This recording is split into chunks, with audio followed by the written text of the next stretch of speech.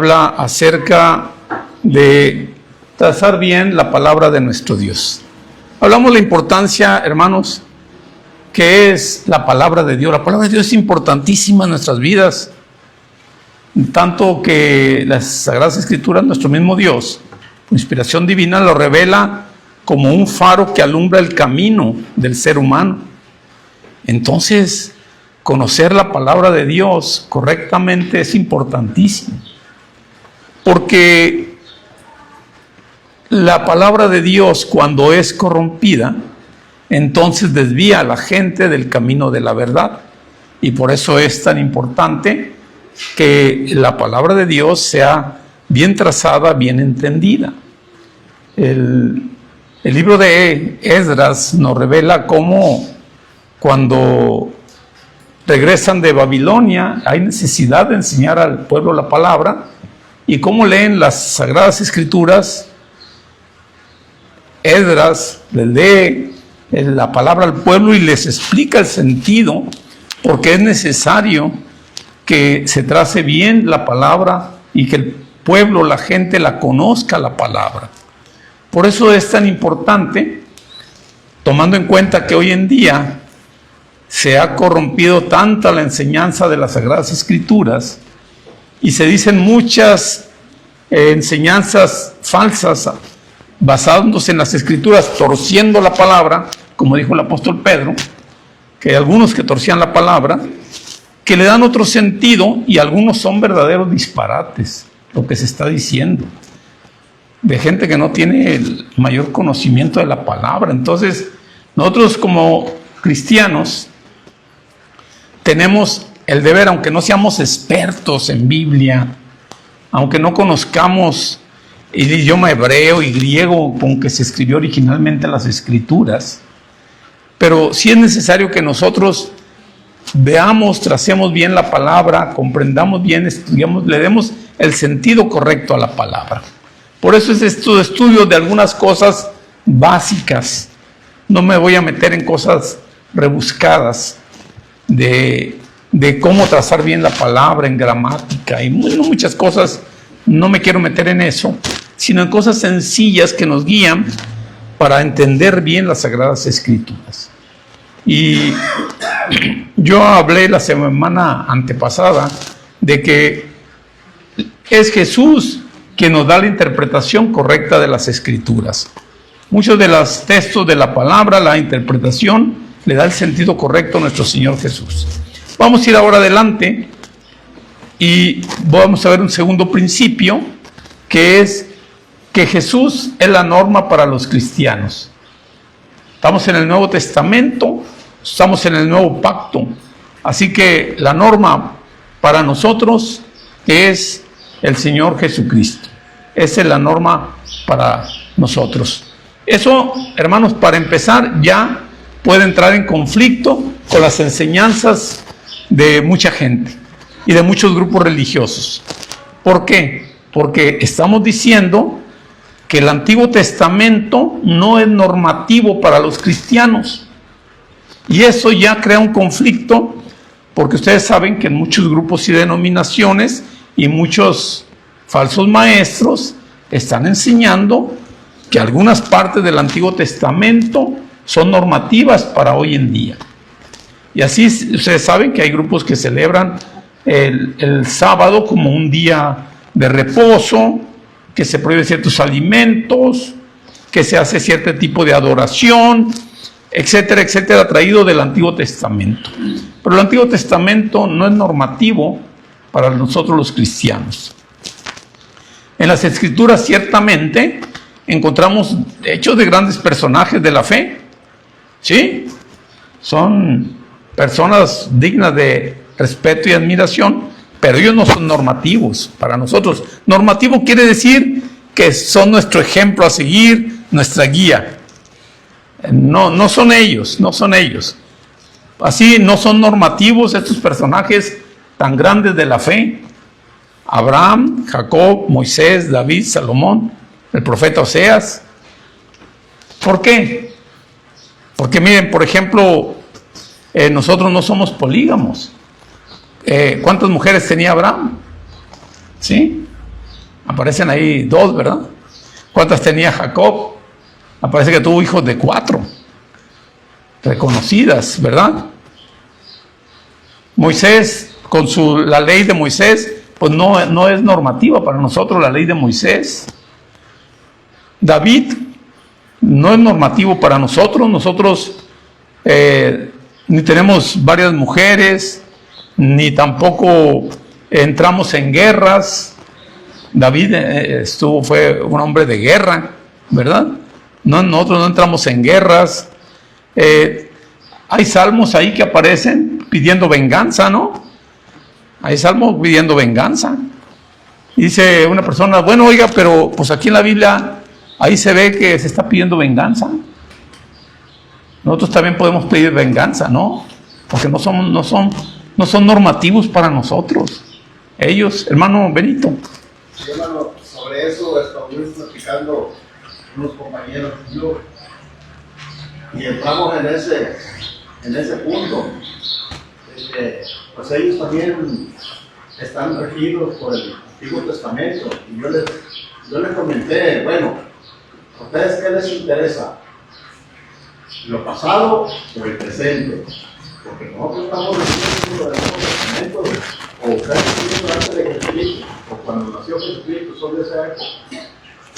Entonces debemos de agarrar el Nuevo Testamento, porque Jesucristo vino a salvar a todo aquel que creyera en él.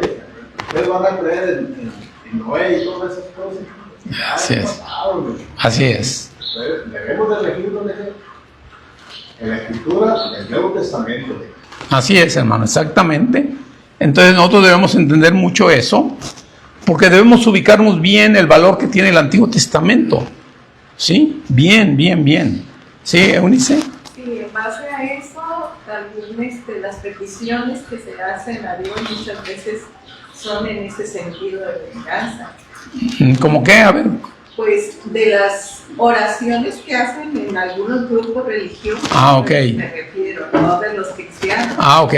Sí, o sea que yo sí he visto que incluso a los ídolos dicen que hasta los ponen de cabeza y que lleven el mal de ciudadano y que lo castiguen. Sí, bueno, sí. ¿Verdad? Y luego tienen muy presente la ley del talión que le llaman ojo por ojo y diente por diente, ¿verdad? Y te la recitan y la aplican. Así es. La aplican y pues mucho más allá van de la ofensa que les hicieron. Así es. Y sienten que están en lo correcto. Porque aparece en la Biblia. Porque aparece en la Biblia. Sí, eso es muy importante, ¿verdad? Hermano Benito. Nuevamente, sobre eso, porque Jesucristo, cuando ya vino el Señor Jesucristo, la venganza la cambiaron por misericordia. Así es. Por el perdón. Así es. Hay muchas cosas que quedaron atrás, como vamos a decir, el diezmo. Sí, así es. Son cosas que van quedando atrás. Ya. Que ya el Señor Jesucristo enseñó, puso su enseñanza de otra manera. Así es. Entonces debemos tener muy bien ubicados. Y claro, no menospreciamos el Antiguo Testamento. Nos han dicho, ustedes son entonces cristianos de media Biblia. No. O sea, nosotros entendemos muy bien y nos ubicamos en ello. Dice 1 Corintios 10:11. Dice, y estas cosas les acontecieron como ejemplo, y están escritas para amonestarnos a nosotros, a quienes han alcanzado los fines de los siglos. O sea, hay grandes enseñanzas. De hecho, hay un capítulo dedicado a la fe, allá en Hebreos capítulo 11, y habla de la fe de Abraham como ejemplo, de el ejemplo de Abel, el ejemplo de los grandes hombres de la fe. Claro, son historias que nos hablan de un ejemplo a nosotros, pero en la mayoría de los casos que vemos del Antiguo Testamento, en la extensión, más bien vemos de lo que no se debe de hacer. Vemos el libro de Éxodo, y está cargado de historias de la rebelión del pueblo contra Dios. Cargado de eso, ¿verdad? Y tiene claro todas sus leyes, la ley, la Torá, la ley mosaica. Ustedes leen el libro de los jueces Y también viene en muchas historias, lo que no se debe hacer, personajes totalmente paganos como Sansón, ¿verdad?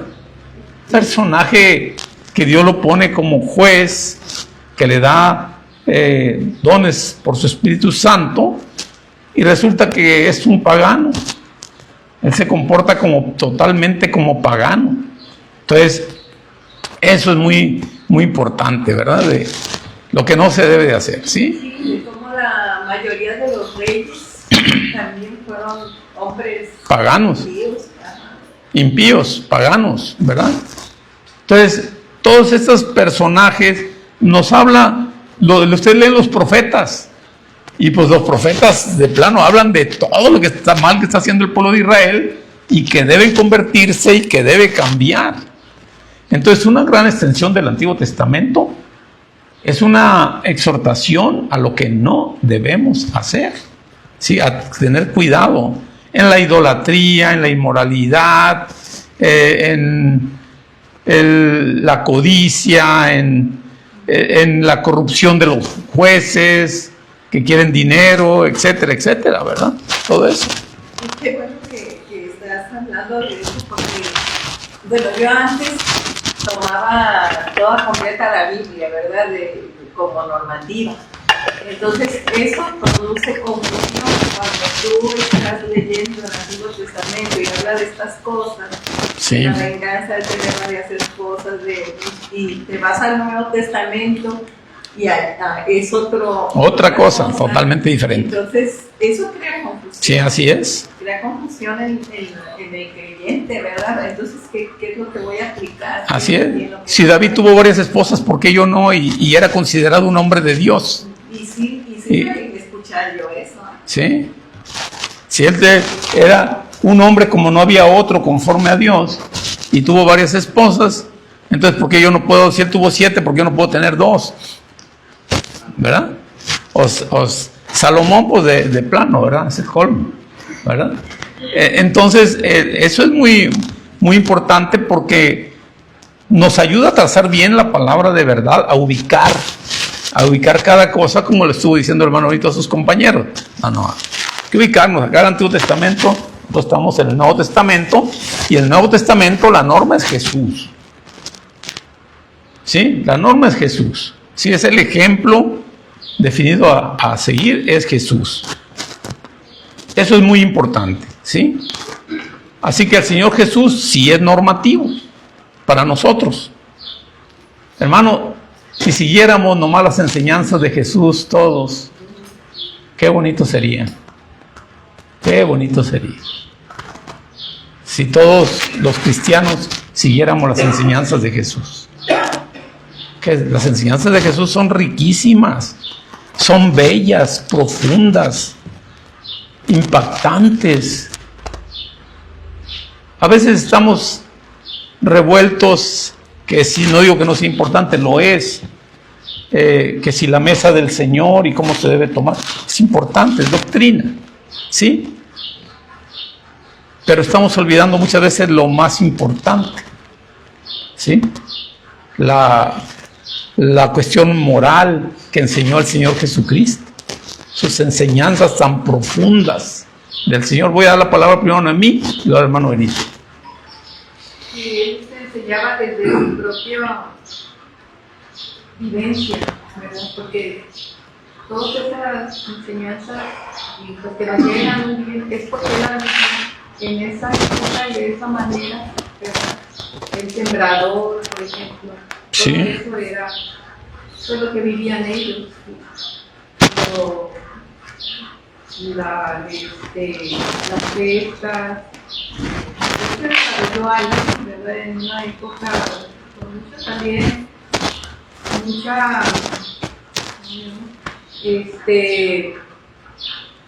necesidades, ¿verdad? Y así nos lo entrega. Sí, es que su enseñanza espiritual es profunda, ¿verdad? Él era pobre, no era indigente, era pobre, pero tenía mucha carencia y vivía bien. Sí, hermano Benito. Y es que, hermano, a veces uno en aprietos porque pues, por falta de conocimiento de la palabra de Dios, ¿no? Pero ellos me hicieron una pregunta. Entonces, ¿por qué justificas a los rebeldes? Pues es como una narrativa de una historia que ellos pasaron, pero ellos ya están muertos.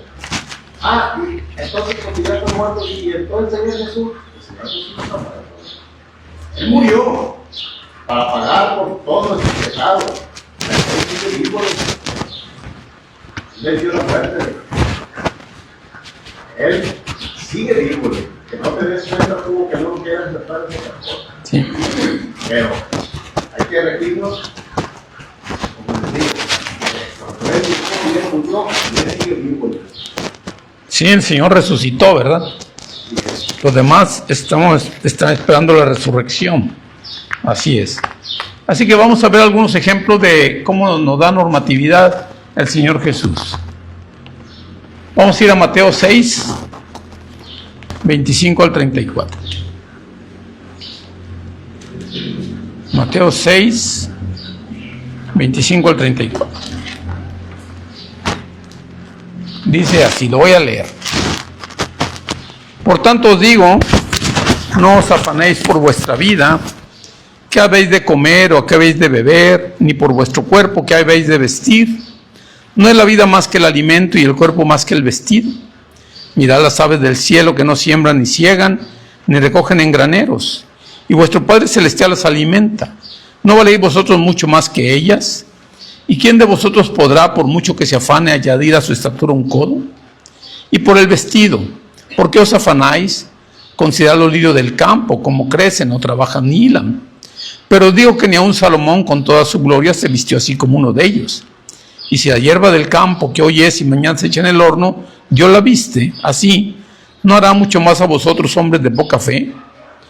No os afanéis pues diciendo qué comeremos, o qué beberemos, o qué vestiremos, porque los gentiles buscan todas estas cosas, pero vuestro Padre Celestial sabe que tenéis necesidad de todas estas cosas. Mas buscad primeramente el reino de Dios y su justicia, y todas estas cosas os serán añadidas. Así que no os afanéis por el día de mañana, porque el día de mañana traerá su afán, basta cada día su propio mal. Esto, caray, es impactante lo que está diciendo aquí, y está dando un sentido muy claro acerca de un asunto que preocupa al ser humano grandemente, que es la cuestión económica. ¿Sí? La cuestión del dinero, lo económico. ¿Cuánto tiempo del día pasamos pensando en lo económico? Hermanos, un buen parte nos está preocupando, pero el Señor dice aquí un sentido que le da, Él sí es normativo, y nos da una norma a los cristianos que a muchos no va a gustar. Por eso es que en muchos grupos denominacionales se predica el evangelio de la prosperidad. Hermano, ven aquí, trae tu diezmo a este lugar santo, y aquí tú verás que al dar el diezmo te va a ir bien en los negocios, y el pastor va a poner sobre ti las manos y tu negocio va a prosperar y se te va a acabar todo.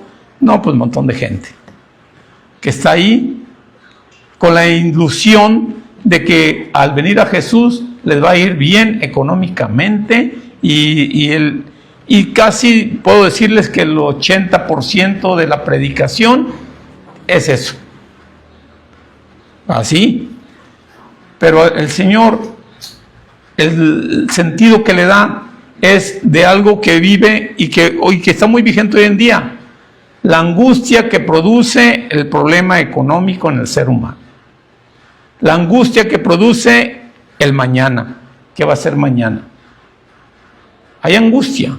Y esta palabra que dice aquí, no os afanéis.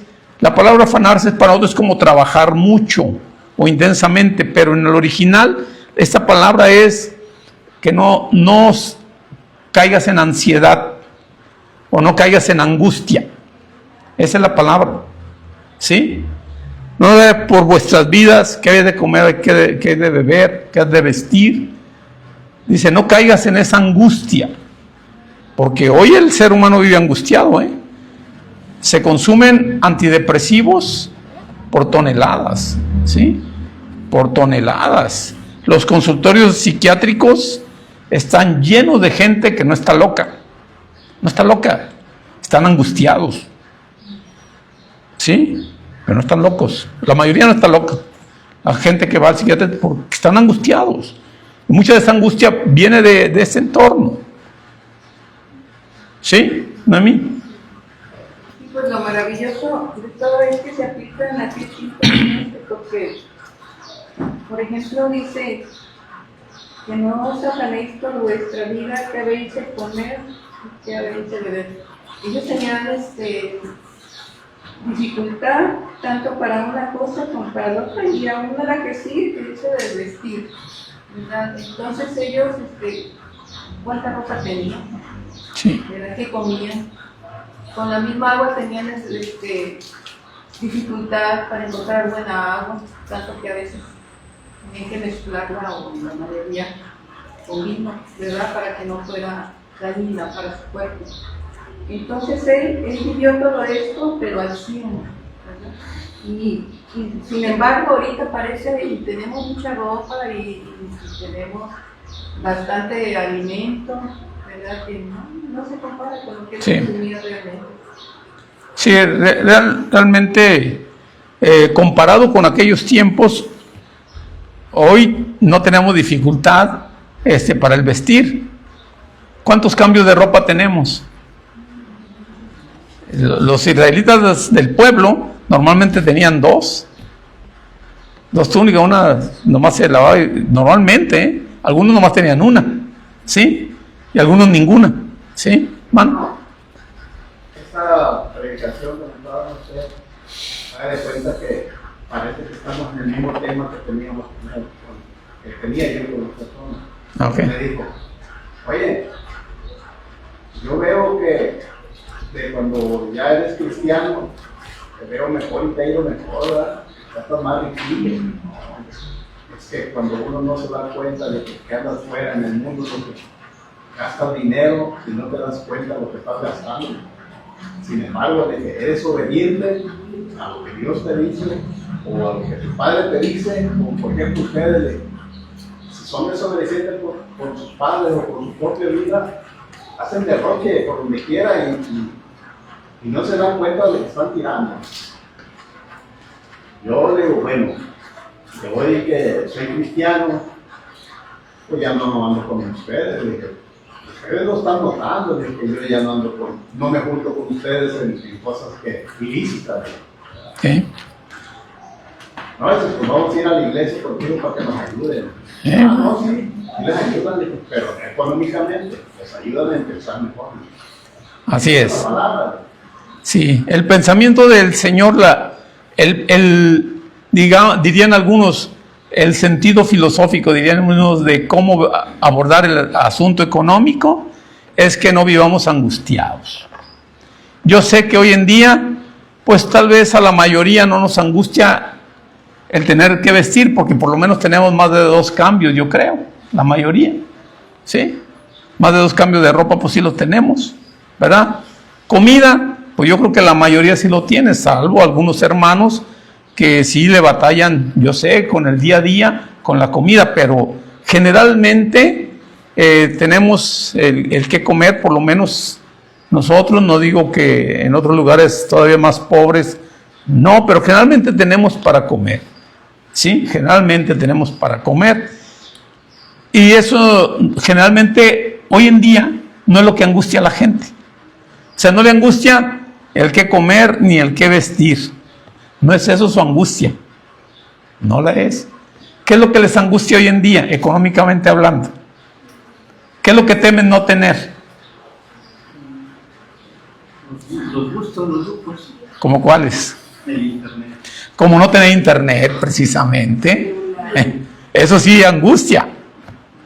Sí angustia. El no tener el celular, sí angustia. Yo le digo, hoy en día, todo el mundo tiene un celular. Los coras y huicholes que bajan a trabajar acá a la costa, no es raro que traigan un iPhone, no es raro. Pero si una persona hoy en día no tiene celular, ¿cómo se siente? Incomunicado. Fuera de lugar. Eso sí le angustia. Eso sí da angustia, ¿sí? No tener celular da angustia, ¿verdad? Eso sí se angustia. ¿No es mí? Y muchas veces eso sí viene a ser normativo para las personas. Ah, sí, lo que diga ahí el celular, ahí sí, todo lo que se aprende ahí. Y no se olvide. Sí, y la palabra de Dios ni se acuerda uno. Ahí, hermana Guille. Sí, hermano, yo en un tiempo me preocupé hasta de cuando quiero morir. Y empecé a solicitar y logré que me regalaran el terreno del panteón y que ya cumplí mi paciente. Y según yo ya estoy contenta. Bueno, sí. Pero lo que nos habla aquí el Señor, que dice que lo que necesitamos para vivir, Dios va a proveer. Y que tengamos conciencia de eso. Hay gente también que preocupa el tener una casa. Es lícito tener casa propia, qué bueno, ¿verdad? Pero que no sea un motivo de angustia. Dios pondrá el medio y tarde que temprano una casita, aunque sea sencillita, vendrá. Hay que tener paciencia, hay que trabajar y que hacer las cosas, pero no angustiarse. Que si nos vamos a morir, mucha gente no quiere que ni se hable del asunto. No, ¿sabes qué? Ni toques eso, es de mala suerte, ni estés hablando de eso, ¿sí? Entonces la Biblia lo toca siempre, está tocando el asunto, haciendo conciencia, pero dice, no se angustien por eso. O sea, no nos angustiamos porque vamos a morir, pero no nos angustiemos por ello, ¿sí? Pero aquí le habla de las necesidades que hay, y dice aquí el Señor, miren las aves del cielo, dice el Señor, mira, detente por un momento, vives muy angustiado, estás muy angustiado con ese andar por la vida, con ese afán económico de lograr cosas, de mejorar y todo. Detente, párate tantito y ve lo que está a tu alrededor. Mira la naturaleza, mira los pajaritos y velos, cómo Dios provee. Ellos trabajan, sí, tienen que salir a buscar la comida, pero Dios ve, y tú vales más que un pajarito. Pajarito vale porque es criatura de Dios, pero tú vales más que un pajarito. Y Dios va a ver por ti si se preocupa por ellos. Ve las plantas, ve las flores, qué bellas están. Los lirios del campo, velos, qué hermosos. Detente a ver, dice, detente. Porque, hermanos, este aparato no nos permite detenernos. TikTok, ¿cuánto dura una narración en TikTok? 30 segundos, un minuto, y ya. Y entonces estamos como, cambie, porque rápido. Queremos satisfacciones rápido, todo va muy rápido. Bueno, dice aquí, detente, párate, tómate tu tiempo y observa y ve. Valora tu tiempo que Dios te da, Dios te va a ayudar, mantente fiel. Dios te va a ayudar en lo que necesitas, y no seas como los gentiles, dice. Porque los gentiles, los paganos, los que no creen en Dios, sí hacen eso. Así viven ellos. Dice, pero tú no hagas igual que ellos. Tú mantente sereno, que Dios te va a ayudar. Tú mantente sereno. Sí, sabe Dios que tienes necesidad de estas cosas. Pero ¿sabes qué? Dice Dios, busca primeramente el reino de Dios y su justicia.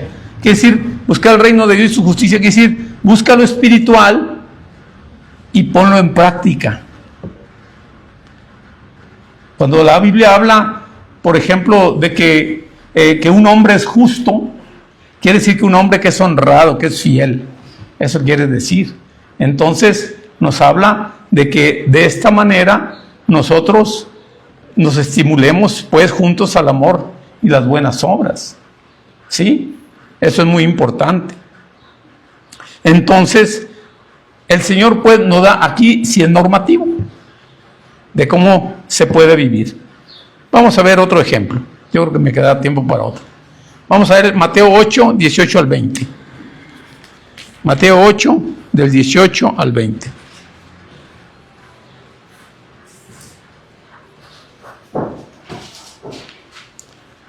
Dice así: viéndose Jesús rodeado de mucha gente, mandó pasar al otro lado. Y vino un escriba y le dijo: Maestro, te seguiré a donde quiera que vayas. Jesús le dijo: las zorras tienen guaridas y las aves del cielo nidos, mas el Hijo del Hombre no tiene dónde recostar su cabeza. Hasta ahí. El Señor Jesucristo, fíjense que la respuesta que da. ¿Quién es este personaje que va ahí al Señor? Aquí Mateo nos dice que es un escriba. Y los escribas, junto con los fariseos, tenían fama de ser codiciosos. Así que el Señor da una normativa en cuanto al ministerio de la iglesia. Todo ministerio en la iglesia, sea predicador, evangelista, pastor, maestro, cualquier diácono, cualquier ministerio que hay en la iglesia, hermanos, no es eso. Los ministerios que hay en la iglesia no son para enriquecerse. No son para enriquecerse. Y eso choca igual con mucha enseñanza de hoy en día. Porque el que quiere ser pastor como un medio en una forma de enriquecerse. No digo que todos, obviamente, hablo de denominaciones que tienen esas tendencias. ¿Sí? Quiere ser pastor para eso. Dice: voy a hacer mi propio grupo. Y voy a iniciar un grupo, y si llego a tener 1000 gentes, imagínense cuánto dinero no va a entrar. O sea, pero los ministerios de Dios no es para enriquecerse. Este escriba va, y el Señor luego lo mide. Es un escriba. Los escribas y fariseos tenían la misma fama de ser avaros. La misma fama, y de buscar la riqueza. Y este escriba le dice: te seguiré a donde quiera que vayas. Y el Señor, que conoce los corazones de la gente, le dice: las zorras tienen guaridas, las aves del cielo nidos también, mas el Hijo del Hombre no tiene dónde recostar su cabeza. O sea, no creas porque me vas a seguir que te va a llegar el dinero. Y ni creas que mis apóstoles que andan aquí, no creas que los traigo ahí recibiendo dinero, ni que les va a ir muy bien. El Señor luego la respuesta no tiene nada que ver con lo que Él dijo. Sí, para el escriba. Él dice: Señor, te seguiré donde quiera que vayas. Dice: el Hijo del Hombre, las zorras tienen guarida, las aves del cielo también, pero yo no tengo en dónde recostar mi cabeza. Yo ando ahorita en el ministerio, pero no tengo ni dónde recostar mi cabeza. Llego a lo que me den, a lo que me inviten. Así está. Entonces, es normativo el Señor en cuanto a quienes ejercen el ministerio de la iglesia. No es para beneficio económico. No es para eso. ¿Sí? Sí dice la Escritura que los que predican el Evangelio, justo es que vivan del Evangelio. Sí, es cierto. Es justo que quien se dedica de tiempo completo al ministerio de la iglesia, que tenga un salario que le permita vivir. ¿Sí? Es justo, eso lo enseña la Escritura. Sí, hermano Benito. Pero ahí, para eso hay reglas, ¿verdad, hermano? Claro. No cualquiera lo va a hacer. No cualquiera, ni va a ser todo un monto. La iglesia lo tiene que aprobar. Quién va a ser evangelista, quién se va a dedicar de tiempo completo o de medio tiempo, y la iglesia le va a ayudar para que él tenga donde vivir y se pueda dedicar a la obra. ¿Sí? Los que trabajamos sabemos que el trabajo nos consume buena parte de nuestro tiempo y queda poco tiempo para la obra, pero él se va a dedicar a la obra, entonces justo es que tenga una retribución, pero no para enriquecerse. ¿Sí? No para enriquecerse. ¿Quién levantó la mano? Ay, hermana Petra y luego Noemí. Yo leía eso, lo leía, yo no entendía por qué lo había desechado hasta ahorita que está diciendo Sí. cómo ya lo entendí. Pues sí, luego lo midió. Sí, pero yo lo deseché. ¿Por qué? Sí, así es. Y ya quedó. Bueno, muy bien. Noemí. Muchas veces leemos esto de cómo vivía nuestro Señor, que su vida pues fue itinerante, ¿verdad? Desde los 30 años hasta que ya después de su muerte, ¿verdad? Y es real esto de que no tenía dónde recostar su cabeza. Él lo vivió, él pues que llevaba, pues llevaba su gabancito y ahí, a lo mejor en las cuevas de estos animalitos donde le agarraba porque eran caminar, Entonces yo pues estoy tratando a los niños que vean la perspectiva esta, ¿verdad? Que no se esté viendo como, esa es una historia, ¿no? Algo que él vivió, Sí, claro. ¿verdad? Y que nos ayuda también a no ser tan exigentes muchas veces, porque pues todos tenemos una buena camita y procuramos que sea unidita y todo, ¿verdad? Y a veces nos andamos quejando por ciertas cosas de que, yo quisiera pues más y más facilidad y... Claro, porque hoy en día hay muchas facilidades que antes no había, ¿verdad? Tengo mucho calor, tengo mucho frío y nos andamos quejando, ¿verdad? Y es como... Sí, hoy en día... En el agua, en el oro. Sí, dice 1 Timoteo 3:3 que el obispo no debe ser codicioso de ganancias deshonestas. O sea, el que es pastor, ustedes saben que es el mismo cargo, obispo y pastor, que no debe ser, uno de los requisitos es que no sea codicioso. Dice, no, si le gusta mucho el dinero, ni lo pongan de obispo, no lo pongan de pastor, porque a ese le gusta mucho el dinero, no lo pongan, porque no debe ser codicioso. Es uno de los requisitos, ¿verdad?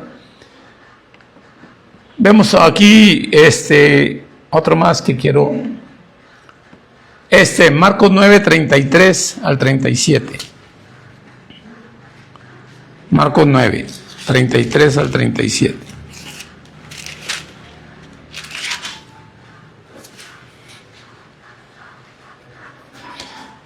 Dice,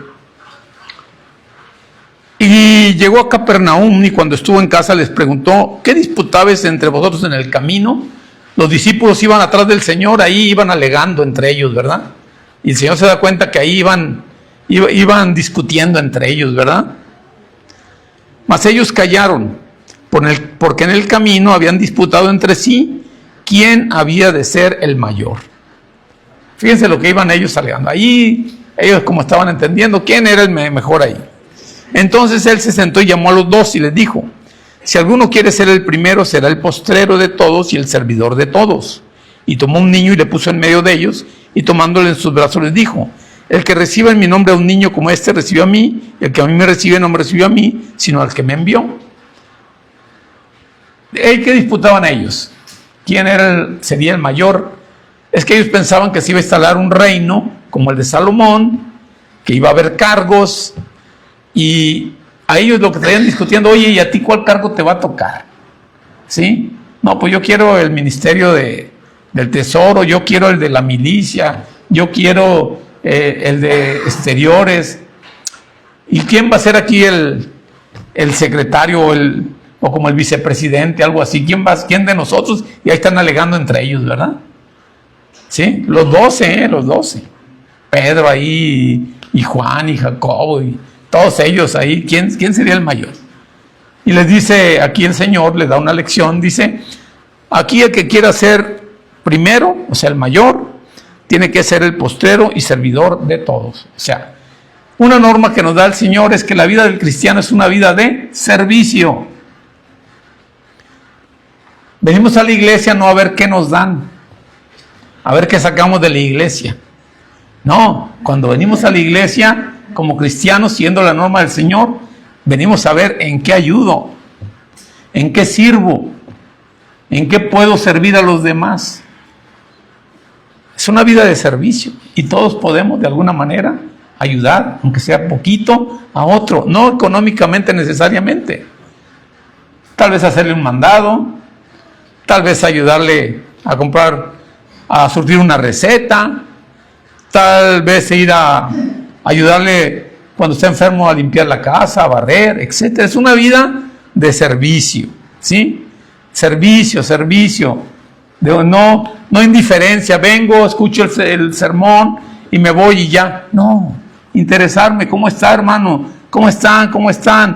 ¿Qué necesidad hay? ¿Cómo puedo ayudar? ¿Qué puedo hacer? Es una vida de servicio, y no nomás de la iglesia, sino para con la sociedad. La vida del cristiano es vida de servicio, no de quién va a ser el mayor, ¿verdad? ¿Sí? Hermano, me hace muy importante ver cómo predicamos, porque a veces predicamos, mira, ven, te conviene, bautízate te vamos a ayudar económicamente, mira, vamos a ayudarte, tú veo tu situación que está muy pobre, muy humilde, y aquí en la iglesia entre todos, si te bautizas, vas a tener muchos beneficios. O sea, vamos a ver cómo predicamos, porque si ha habido casos de que se predica diciéndole que le vamos a ayudar, y cuando realmente no es así.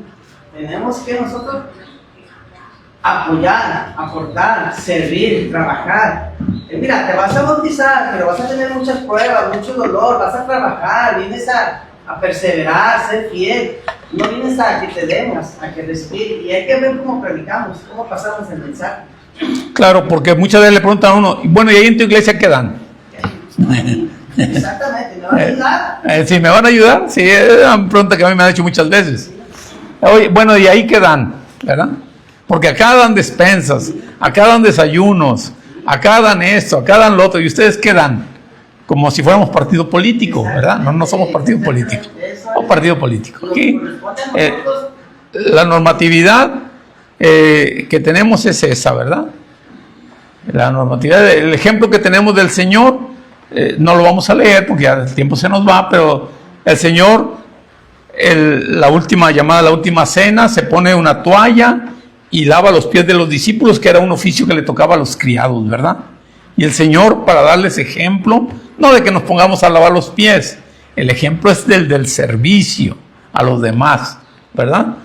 Eunice y luego Noemí. Yo creo que con eso terminamos. Muchas veces no se está buscando dinero, pero sí se está buscando tener una figura de autoridad, ¿verdad? Y ahí es cuando también pues caen en tentación y en lazo de Satanás, ¿verdad? Porque quieren que se dirijan a ellos con respeto y que obedezcan todo lo que la persona dice. O sea, suplantan la figura del Señor. Sí. El que tiene la autoridad es Jesucristo. Es Jesucristo. No el que está predicando.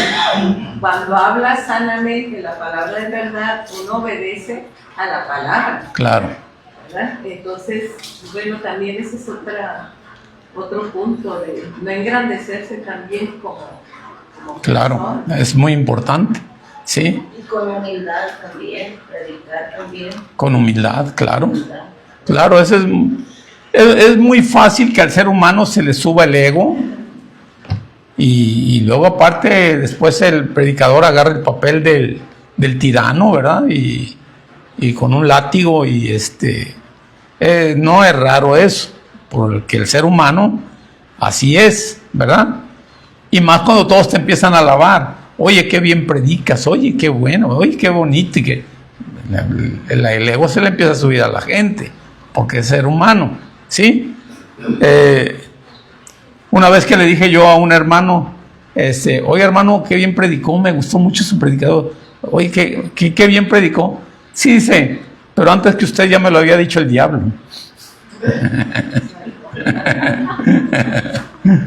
¿No le entiende? ¿No le entiende? Quiere decir que esas palabras son de halago y hacen que la persona se crezca y es como si las hubiera dicho el diablo. Por eso dijo él, no, sí, antes que usted ya me lo había dicho el diablo. Sí. Sí, es que el predicador no tiene que creérselas. Ah, qué buena predicación, qué bien predicó. No hay que creérsela, hermano, no hay que creérsela. No le dio la puntuación que casi, ¿verdad? Muy bien, hermanos, pues vamos a dejar ahí. A ver, sí, habla ahí brevemente. Pues en el 36 dice tan bonito que tomó en sus brazos a un niño y le dio la importancia que muchas autoridades le daban a los niños. Así es. Y es importante que le tenemos que dar a nosotros. Sí, el Señor le importa mucho a los niños. Así es, muy tierno eso. Muy bien, adelante, Azael, por favor.